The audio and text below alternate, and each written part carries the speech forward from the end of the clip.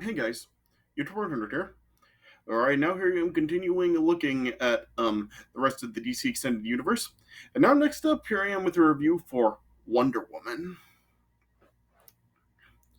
So when this film was announced, when it was announced and the trailer came out for it and everything, I was honestly kind of nervous for how this movie really was going to turn out because of course after how we saw like how wasted Wonder Woman really was in Batman versus Superman, and just like I was just like really nervous how this movie was going to turn out because like before this movie even came out, like I already like was saying how the movie really was suffering with it not being like Wonder Woman's introduction into this universe, and like I said, just like after like how wasted she was in Batman versus Superman. Like in the Nostalgia Critics review for Batman versus Superman, like he pretty much summed up how wasted Wonder Woman really was in the movie. Yeah,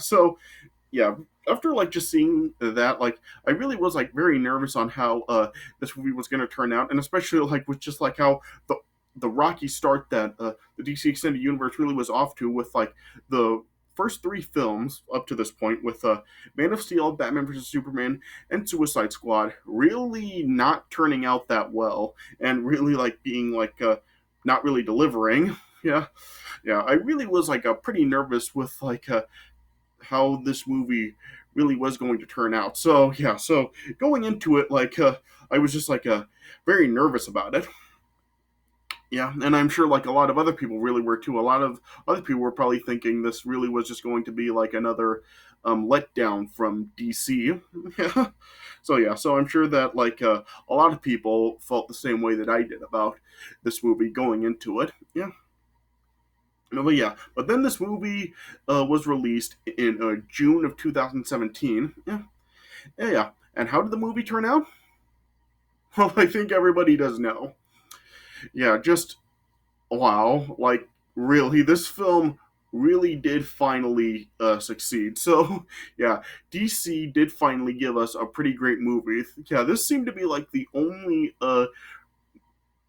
early movie from DC, like the first movie early on in the DC Extended Universe, where they actually seemed to know what they were doing. Yeah, because this really was like a pretty great film. Yeah, it really was like really a really nice film. Like they did really did an awesome job with this film. Like this really did like tell like a really great story, talking about like the origins of Wonder Woman.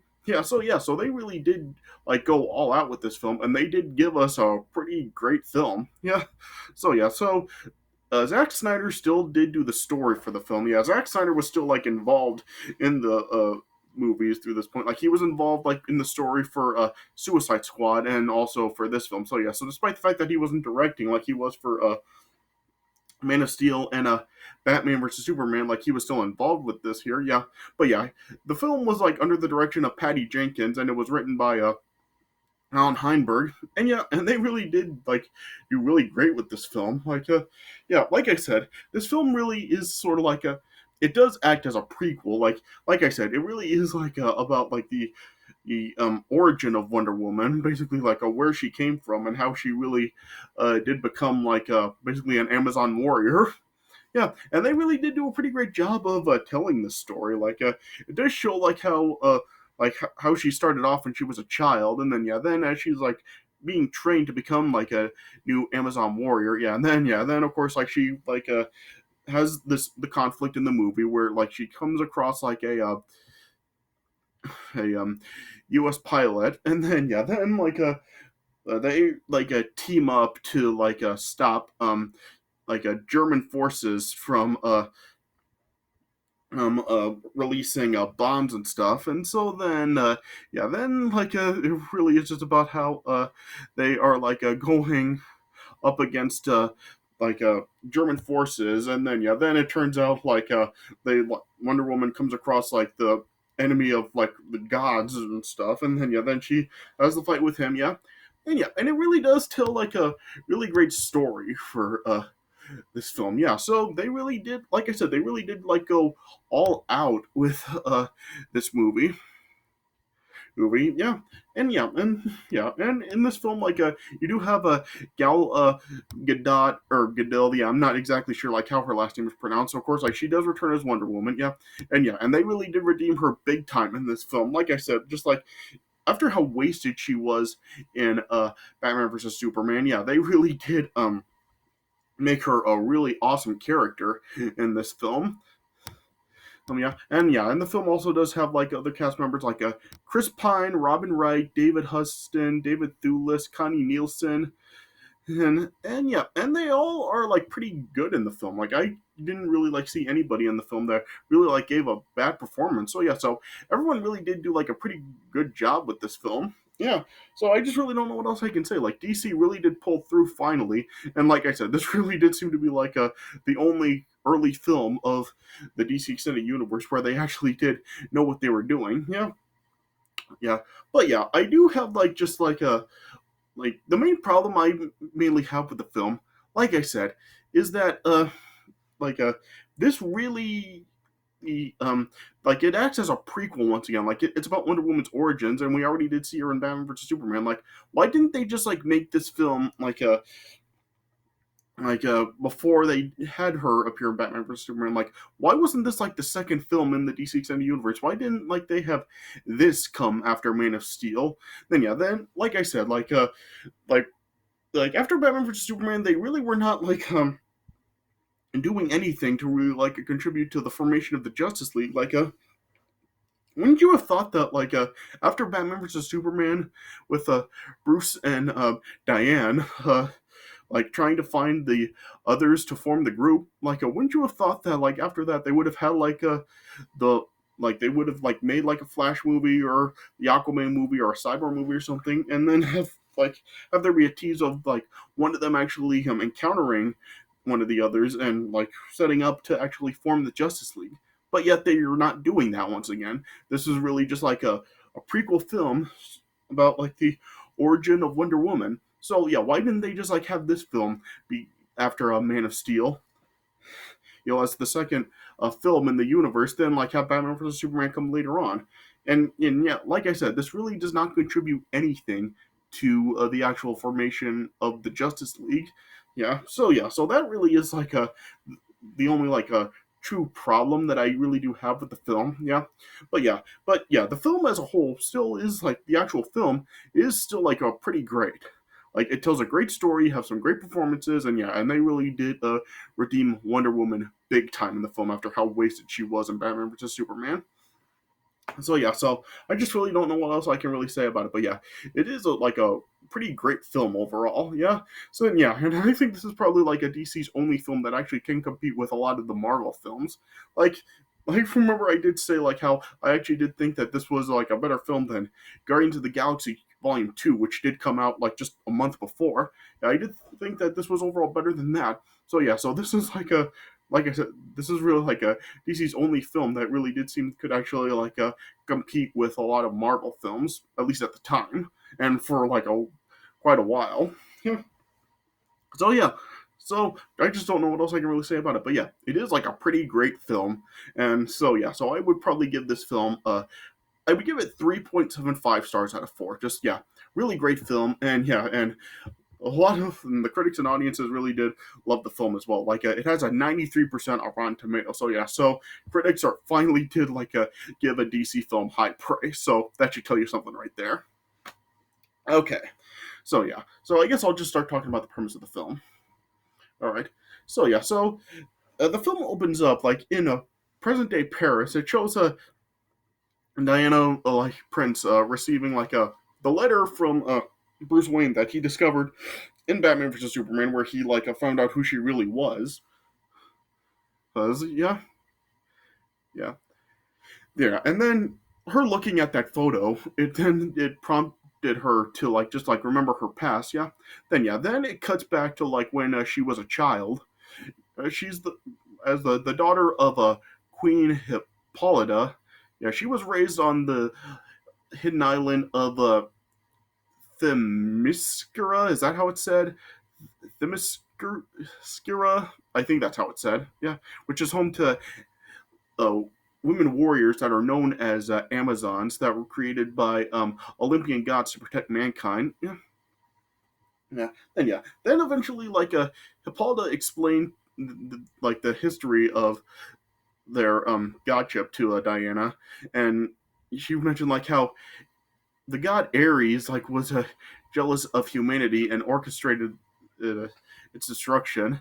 And as other gods were trying to stop him, Ares like killed all of them except for Zeus that used like his the last of his power to wound Ares and cause him to retreat.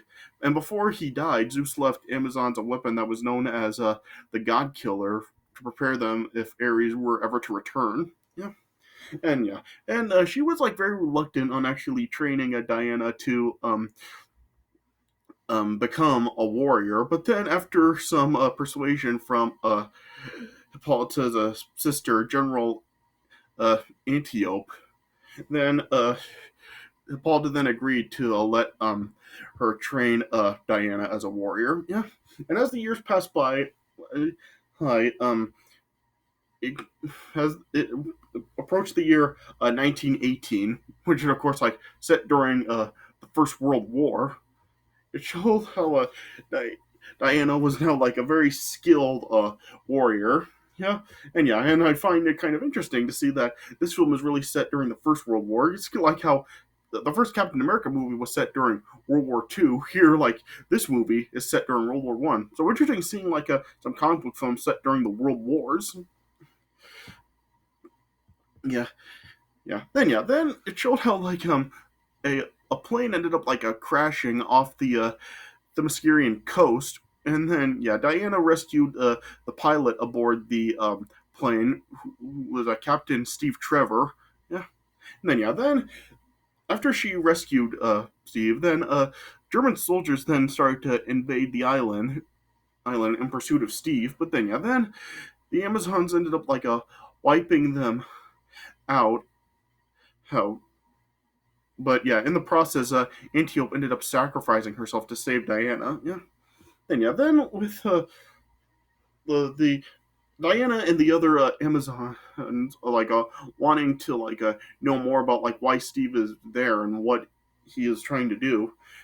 He later on then interrogated him using the lasso of Hestia, and then Steve then was like telling them how there is like the war that's consuming the outside world, and he's like an allied spy, and he apparently has stolen like a notebook from the chief chemist of the German forces, Dr. Isabel Maru. And like he explained to them how he's attempting to engineer a deadlier form of mustard gas under orders of General Erich Ludendorff. And so then Diana then was starting to believe that this might be the work of Ares returning. So then Diana then decided to like uh,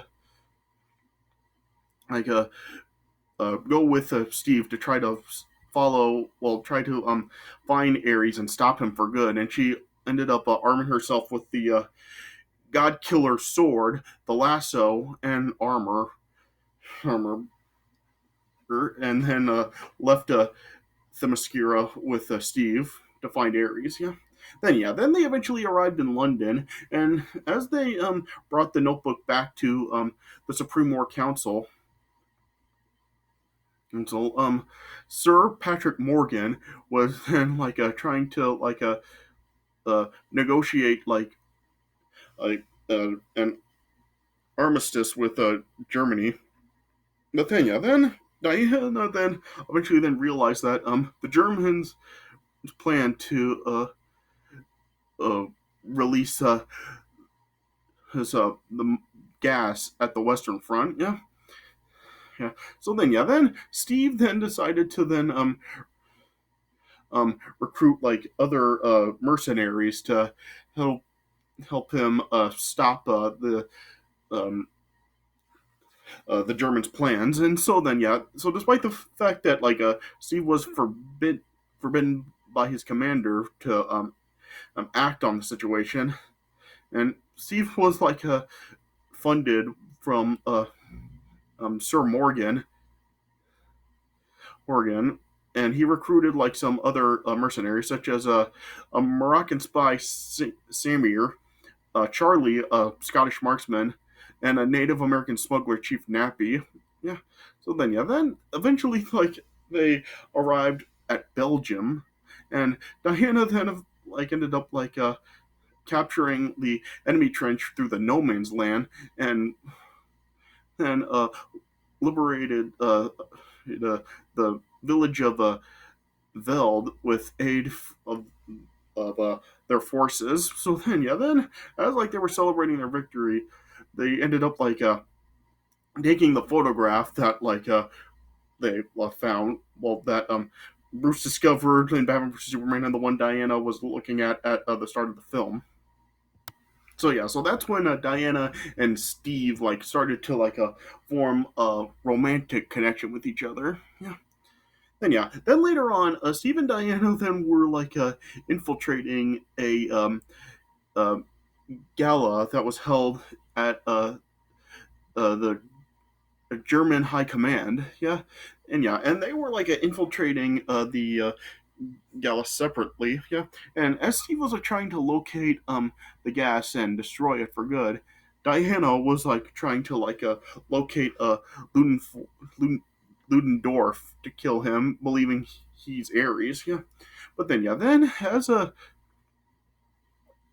Steve realized that this could possibly jeopardize his mission, he stopped Diana from going after Ludendorff. Yeah.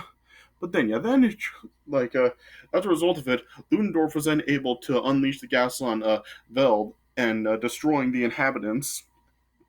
Then Diana then and ended up going after Ludendorff at his base, where the gas is being loaded to a bomber aircraft that to head off for London. Yeah, Diana then fought with Ludendorff, and then she eventually killed him. But it showed that despite the fact that he was dead, the war was continuing. And so then Diana was then just very confused and disillusioned about how this could happen. But eventually, then Sir Patrick then appeared, and it was revealed that he was really Ares. Yeah, then like uh, he was just telling Diana that although he's subtly given humans ideas and inspirations, their decision to it's their decision to resort to violence, and they are inherently inherently corrupt. Yeah.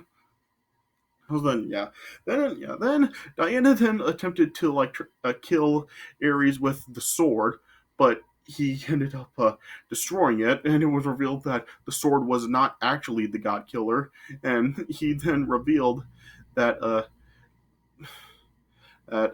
she's the daughter of a Zeus and Hippolyta, and she's the god killer herself. Yeah. And then then he was trying to persuade Diana to help him destroy mankind and restore paradise on Earth. But yeah, she was not um acceptant to it. And then as they got in a fight, then Steve and his team eventually ended up destroying the laboratory. Then Steve hijacked the bomber that was carrying the poison to an altitude, and then he detonated it, and then the plane, as well as Steve himself, ended up being destroyed in the explosion. And of course, Diana was very devastated of Steve being destroyed. Then she then just went into a fit of rage, and as Ares was trying to direct her rage to convince her to kill Maru, the then as she was starting to have the memories of her experiences with Steve, she then realized that there is good within humans, and so then she ended up sparing Maru, and then redirected Ares' lightning back towards him, and destroying Ares. Yeah. Then after Ares' death, then Diana and a lot of the other soldiers and forces then were like celebrating their win, and then you just like saw Diana like during the celebration going up and just like observing like the pictures of like some of the other soldiers that have been destroyed, and Steve's picture was up there, and she and was just like looked on at Steve's picture and then just walked off. Yeah. Then yeah, then it cut back to the present day with Diana looking at the photo. And yeah, then she then ended up just sending Bruce Wayne an email thanking him for the uh, photo. Yeah, then we just like had a ending narration from Diana showing her going back out and fighting crime as Wonder Woman, saying how like she continues fighting on the world's behalf as Wonder Woman, and yeah, and then we just saw her dressed as Wonder Woman, uh, uh, springing back out into action, and yeah, and that's how the movie ended. So yeah, so like I said, this really was like a pretty great film. Like the action scenes really are like really great, especially like when Diana is like fighting with Ares and all the other people that she's fighting with, such as Ludendorff and every everyone else that she's in. So yeah, so they really do make Wonder Woman herself a really awesome character in this film, and yeah, and they really did redeem her big time in this film after how wasted she was in Batman vs Superman. Yeah, and like I said, everybody else in the film is overall pretty good too. Like Chris Pine is really good in the film, and David Thewlis is really good in the film, and yeah, and like I said, I just really couldn't really see like any like bad performances in the film. So yeah, so they really did do like a really great job with this film, and yeah, and like I said, this really did seem like this was when the people at DC finally did know what they were doing, and they really did give us a pretty great film here. So yeah, so I would say so far this is definitely the best film from the DC Extended Universe. So yeah, so like I said, I give this film 3.75 stars out of 4. Just yeah, a really great film, and despite the fact that DC really did get off to a rocky start with the first 3 films. Yeah, they finally did like give us a pretty great film that is actually worth watching here. Not just for like the visuals of like seeing Superman and Batman together or anything like that, but yeah, it actually is telling like a really awesome story, and it is actually a really great film. So this is the DC film that is actually worth watching for like the actual quality of the film itself, because yeah, it is like a real great film. So yeah, so like I said, 3.75 stars out of 4. All right. So yeah, so after this film did come out, it looked like this could possibly be the turning point for DC, and they may actually really be able to get on board and actually uh, give us some pretty great films, like Marvel was able to do. And yeah, and then we did get the big film after this, and how did that turn out? Well, tune in next time to find out. All right. So yeah, so we'll get to that up next, but yeah, so I guess this is all I really have to say about it. All right, so yeah, so this is it for my review of Wonder Woman. So I hope you guys did enjoy this review, and stay tuned for the big film coming up next that I will definitely have a lot to say about. All right, but yeah, well that'll be next time. But I hope you guys enjoy this review. So thanks for watching, and I'll see you guys later.